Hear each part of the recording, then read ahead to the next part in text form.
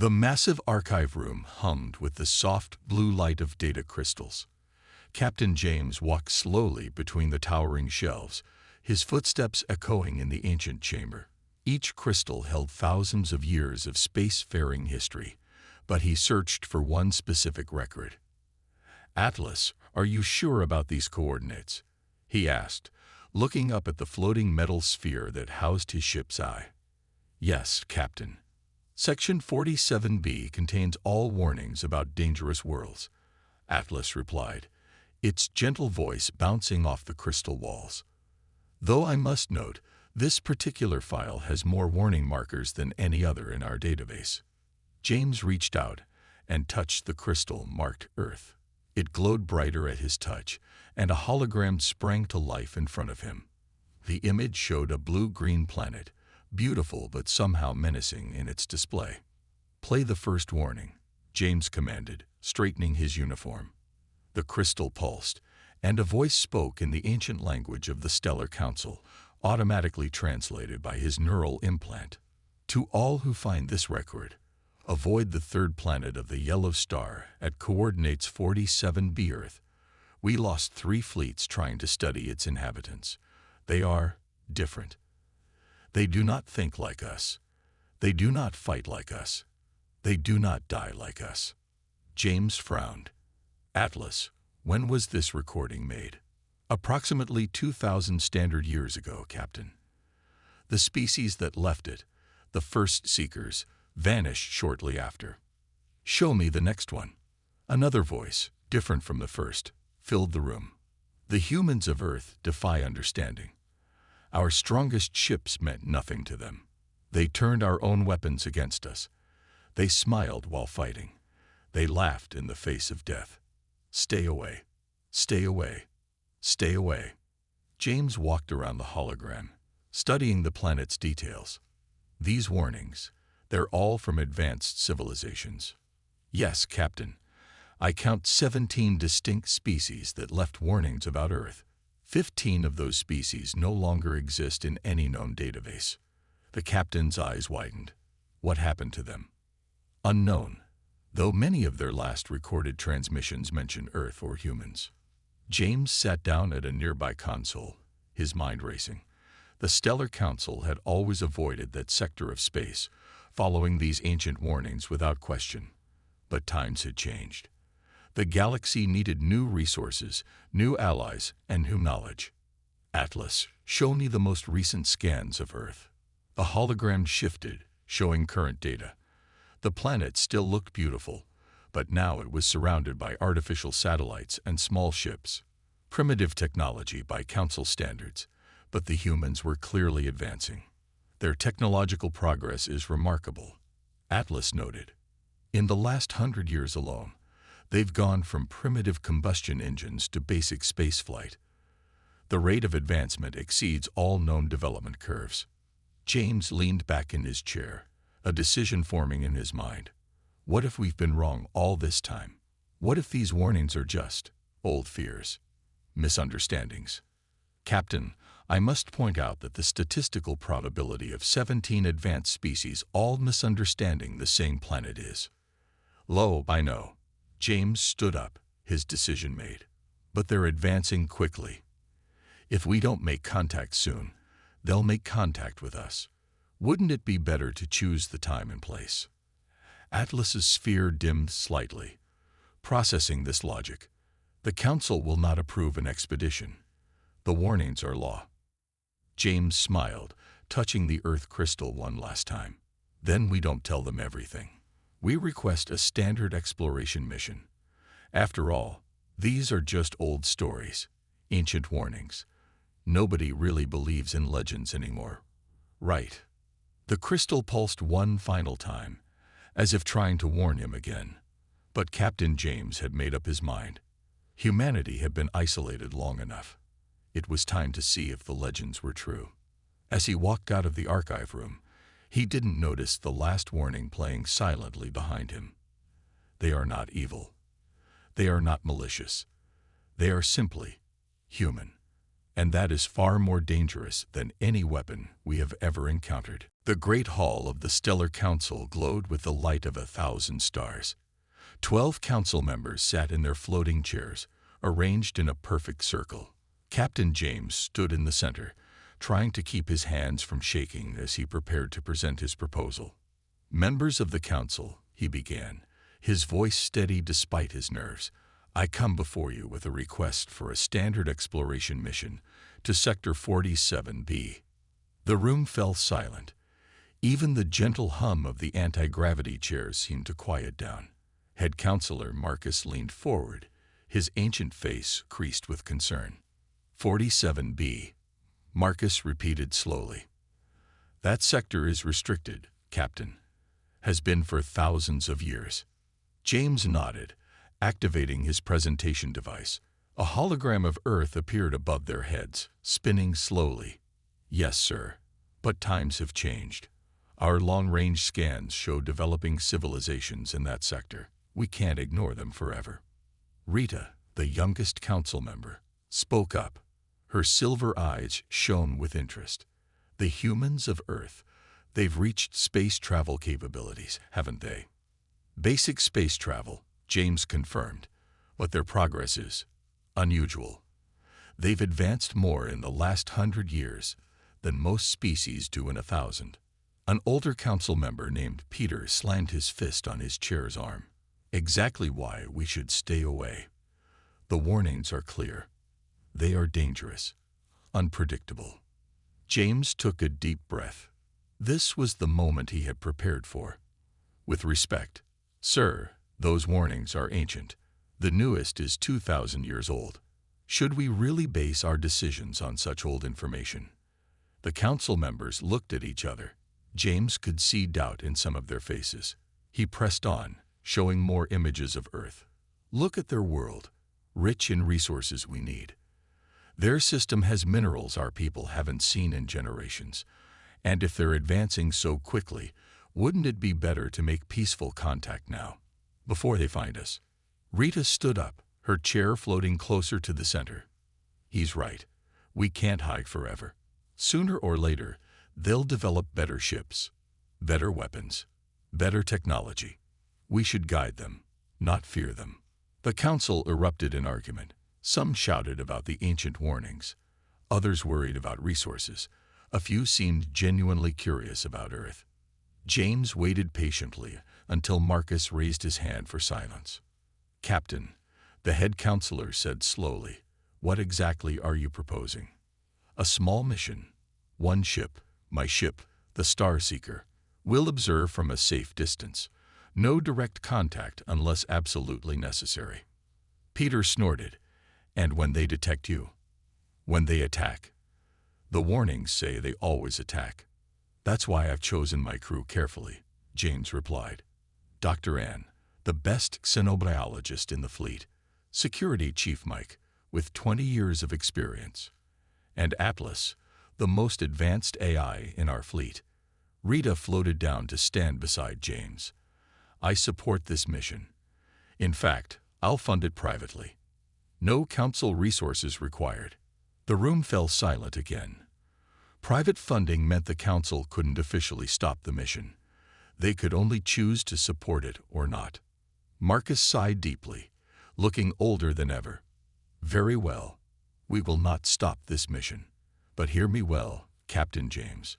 You go at your own risk. If anything happens, the council will deny all knowledge of your expedition." James bowed slightly. "Understood, sir. Thank you." As he left the council chamber, Rita caught up with him. "I'll transfer the funds tonight," she whispered.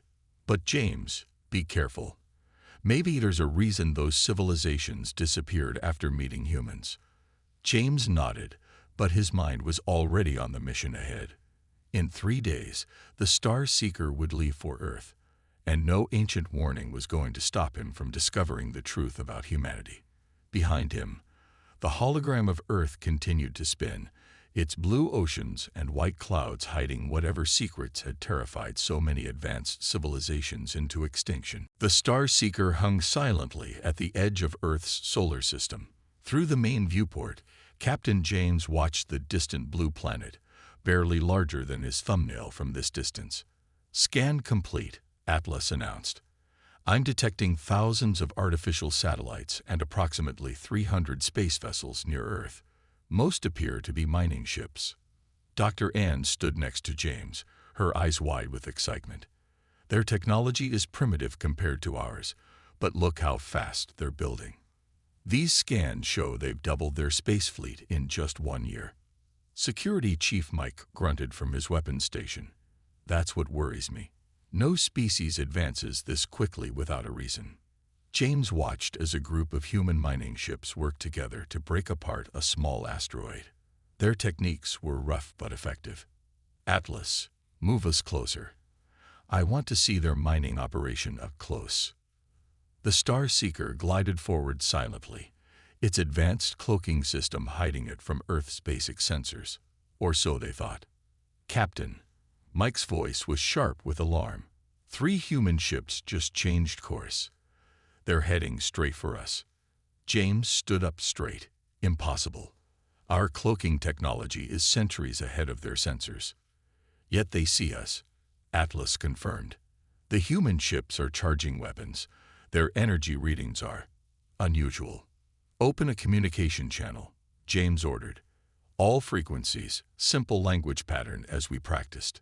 Before he could speak, a burst of energy shot past the Star Seeker's bow. The human ships had fired a warning shot. A rough voice came through their speakers, speaking in Earth's most common language.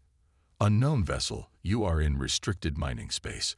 Power down and prepare to be boarded, or we will assume you are pirates and act accordingly." "Pirates," Dr. Ann whispered. "They think we're pirates." James grabbed the communication controls.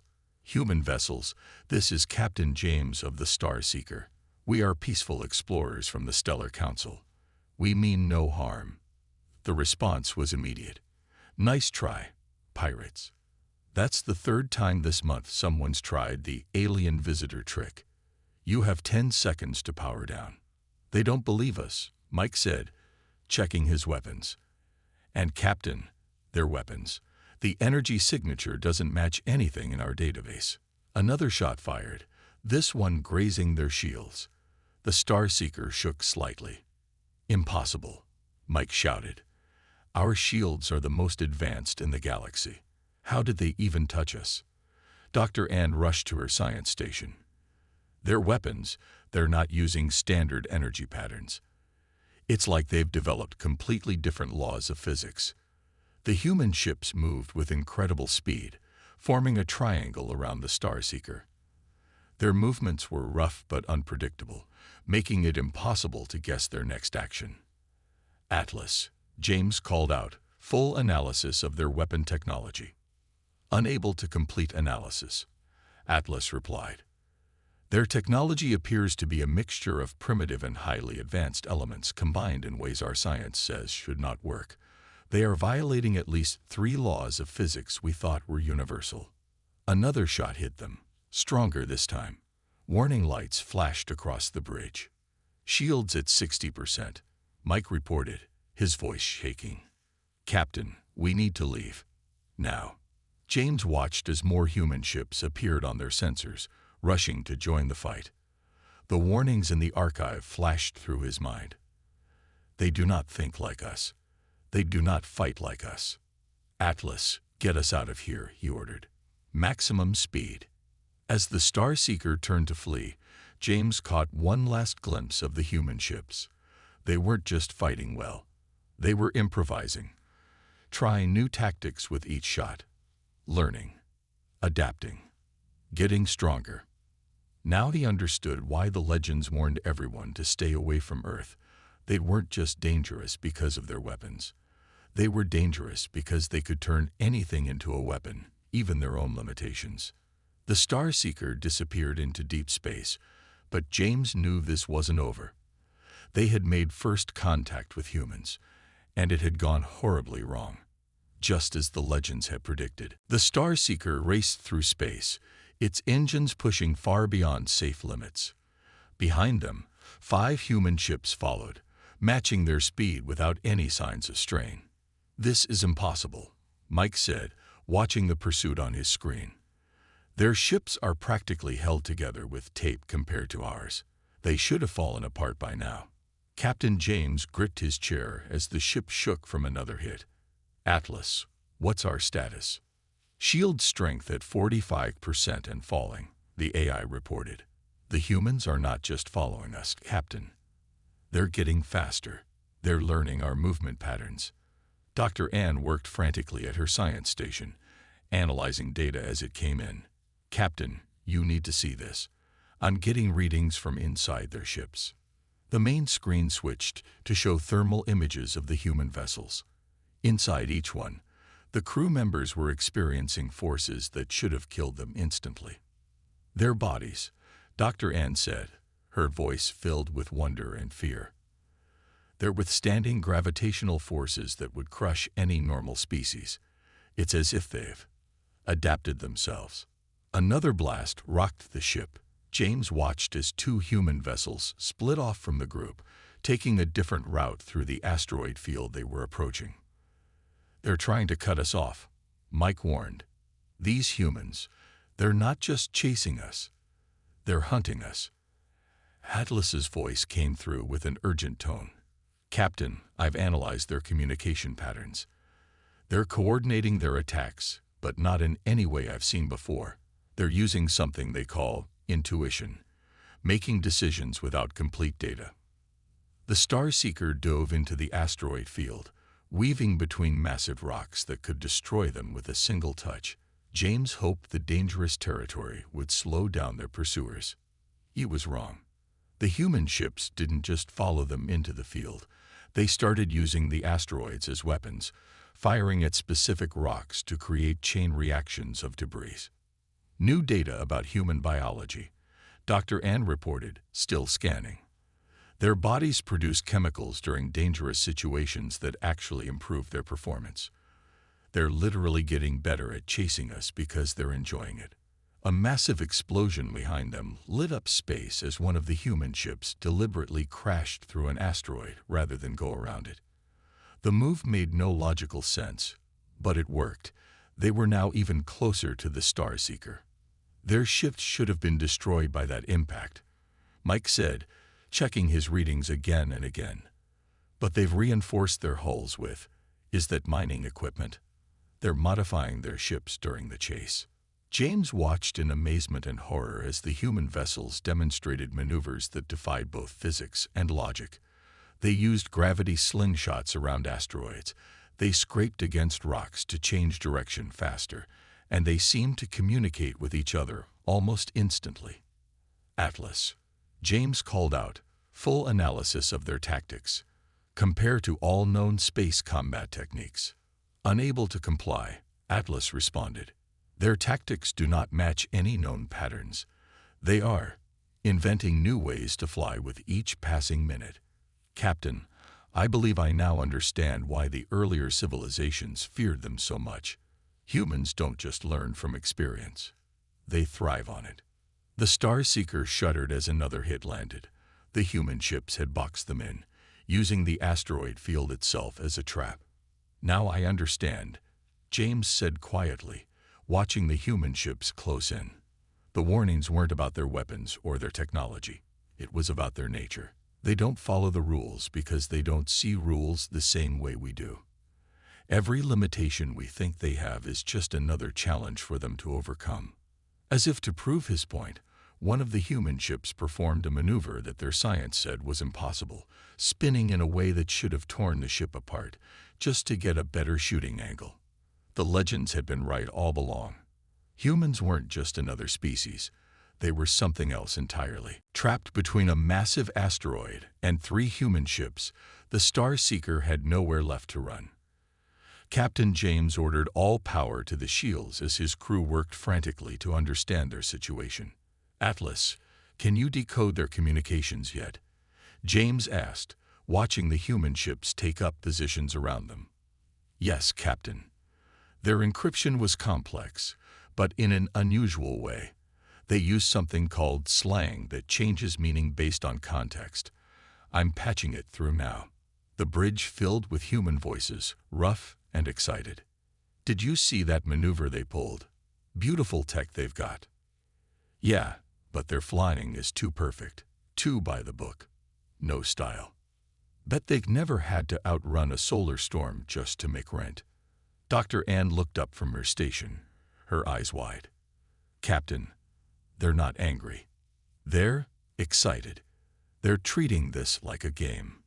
James listened more carefully to the human chatter. The humans weren't talking like hardened warriors. They sounded like people having fun, despite the deadly situation. "Atlas, show me everything you've gathered about their planet," James ordered.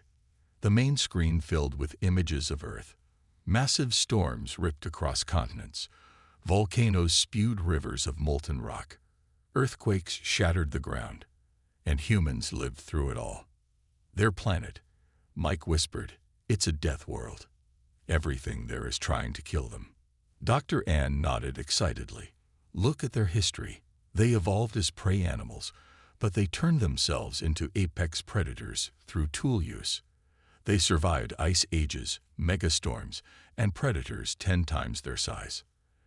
And that's not all," Atlas added. "Their bodies are remarkably inefficient compared to most species. They compensate by eating almost anything, sleeping less than they should, and simply ignoring pain when necessary." Another transmission came through. "Hey, unknown ship. Those shields are amazing. Mind if we try one more thing? We've got this crazy idea."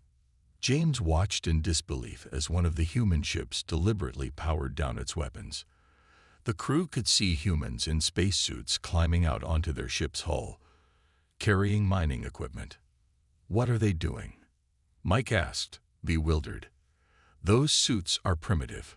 One tear, and they'd die instantly." "They're modifying their ship," Atlas reported. "In space, without proper equipment. The temperature out there is near absolute zero." Dr. Ann rushed to her scanner. "They're vital signs.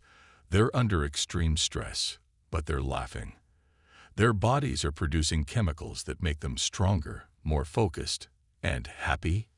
They're enjoying this." James remembered the warnings in the archive. "They do not think like us. They do not fight like us. They do not die like us." "Now I understand," he said softly. "Their whole history is about surviving things that should have killed them. They don't just accept challenges, they love them. Every time we show them something they can't beat, they don't give up. They get excited about finding a way around it." The humans finished their modifications. Their ship now had mining lasers attached to its front in a way that violated at least 12 different safety protocols. "They're going to kill themselves if they fire those," Mike warned.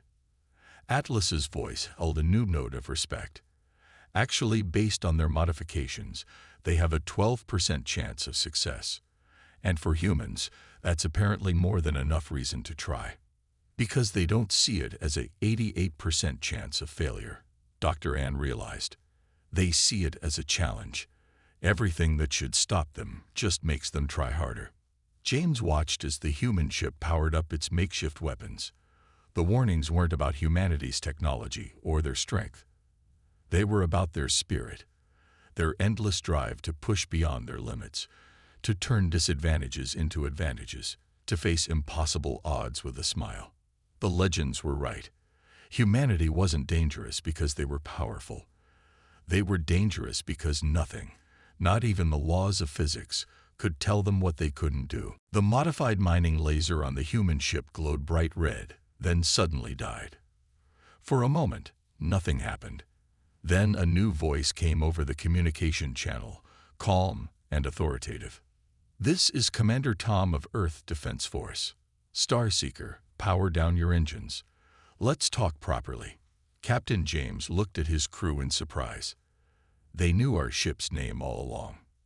"Correct," Commander Tom replied, having heard him. "We've been watching you since you entered the solar system. Those mining ships. They work for me. This was a test." The bridge of the Starseeker fell silent. Dr. Ann checked her readings again. "Captain, they're powering down their weapons. All of them. James made his decision. Atlas, power down engines. Keep shields at minimum power. He took a deep breath. Commander Tom, I believe we have a lot to discuss. That we do. Permission to come aboard. I promise we'll leave our modified mining equipment behind. There was humor in the human's voice. Minutes later, Commander Tom stood on the bridge of the Starseeker. He was shorter than James had expected, wearing a simple uniform with well-worn boots. He looked completely at ease on an alien ship. First, Tom said, let me apologize for the rough welcome. But we needed to see how you'd react. You're not the first visitors we've had. The others, James said carefully. The ones who left the warnings about Earth. Tom nodded. They came in firing. All of them. They saw our death world and decided we were too dangerous to let live. He walked to the window, looking out at his ships. They never tried to talk. Never tried to understand. They just saw what they feared and attacked. Dr. Ann stepped forward. But you've advanced so quickly. Your technology is a mess.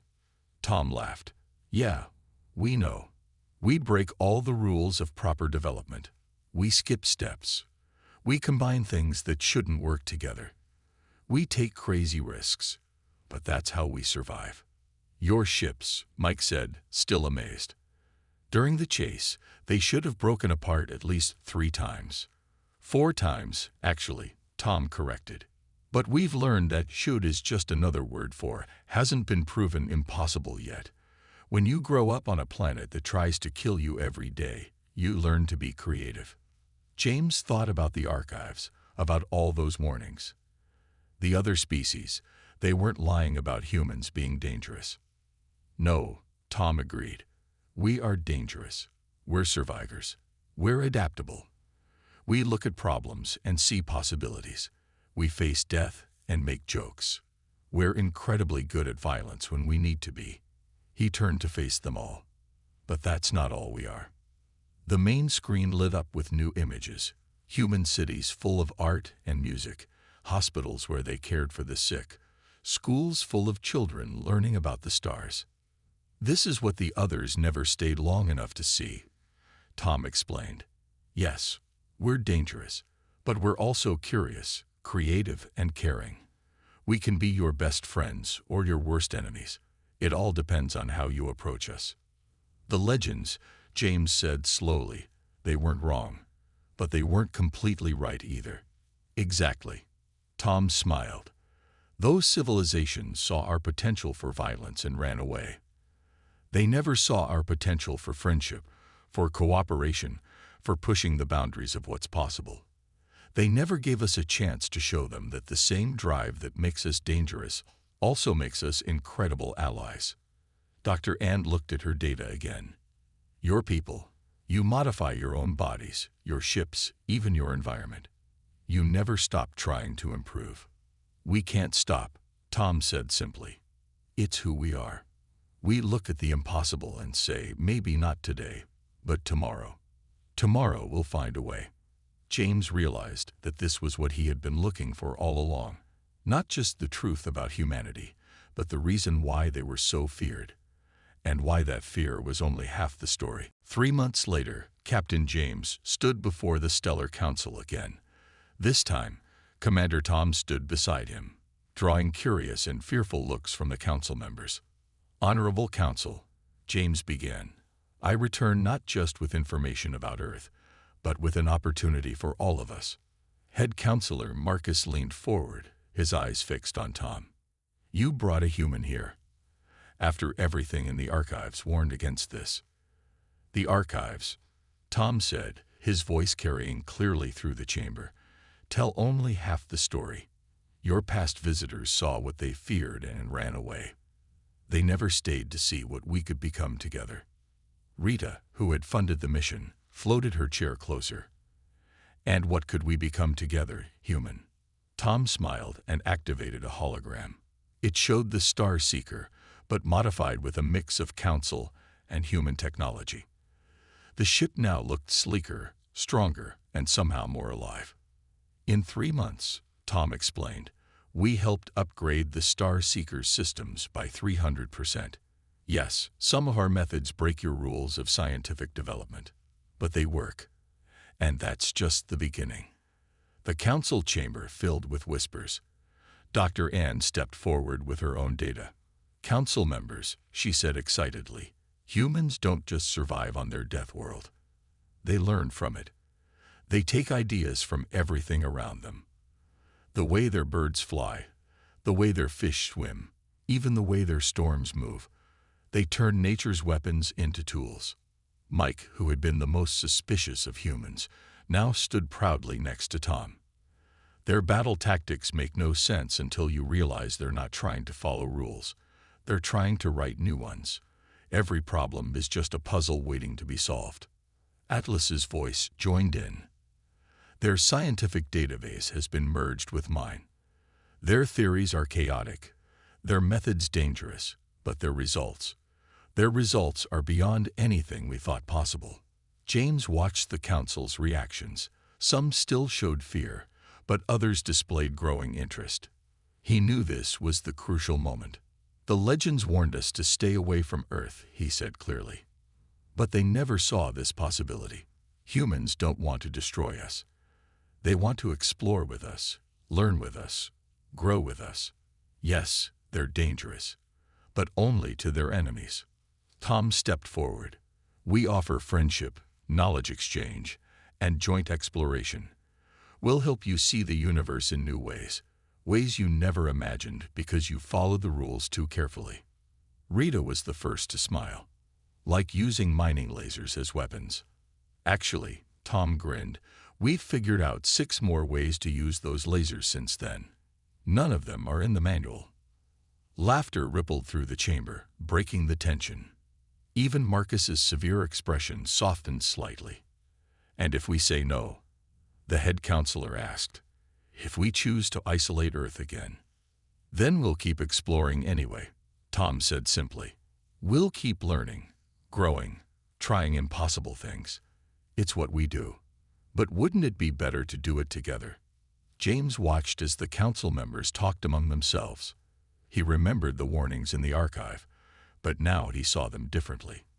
Those ancient civilizations had been right about humans being unique and dangerous, but they had missed the most important part.